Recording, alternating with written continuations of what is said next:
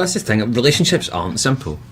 They're never simple. They are complex, just the very nature of them. So it's one of the things I think that we strive to do with Roger and Brianna, even if it's not necessarily on the page, is just add those little elements, those little hints of how they can be tricky, how you can have cross wires, you know, and just bring a bit of kind of honesty and truth to what a relationship actually is and where the faults may lie and how that can trip you up. Like, what really strikes a chord with you, and has there been a moment that really sort of moved you to tears, or that really spoke to you and made you appreciate just this experience and this relationship that you do have with your fans? I had an opportunity in March to do a convention, and it was the first time I'd really, you know, had a proper chance to meet a lot of fans. And the one thing that sort of really bowled me over was that it was, you know, a lot of women, they have such a deep connection to Claire, and they really, I guess that, you know, some of the issues that we dealt with in season 2, that they just wanted to share their stories with me. And that, you know, sweet. It is, Yeah. it's very sweet. It was very humbling.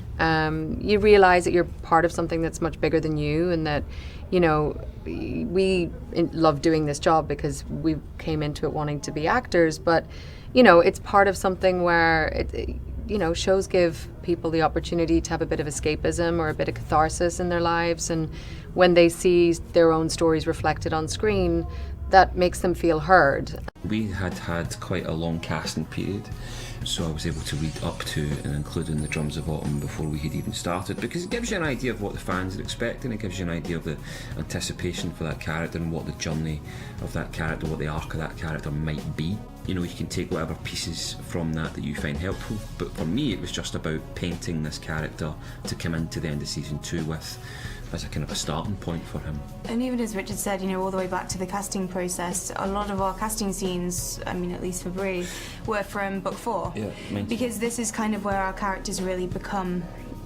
you know, awesome. Our characters, whereas the sort of Brianna and Roger that you've seen before are kind of the younger, Boring more ones. diluted versions of who they become. Were you aware that maybe some people might be a bit out of joint about the fact that, well, you and Sam didn't end up, what, you have a life outside of this world?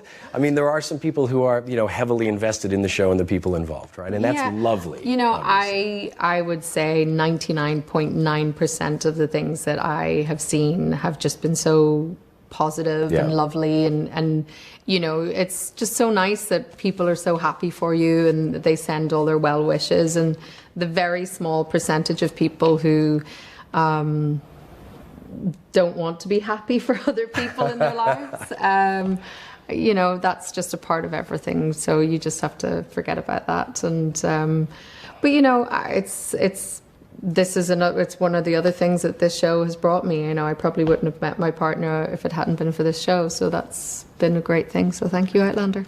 Well, how much focus is there each season to making sure that you sort of follow the timeline of the books, because the readers are so loyal to that? Yeah, I think as much as there's an element of trying to sort of keep, you know, keep the books as true for the book readers. You know, it's always difficult when you have your heart set on something and then it changes, especially because the books have been around so long. There is also that element of making it fresh and making it new. And also, you know, TV things do have to change a bit. There's things in a book that work that on screen don't.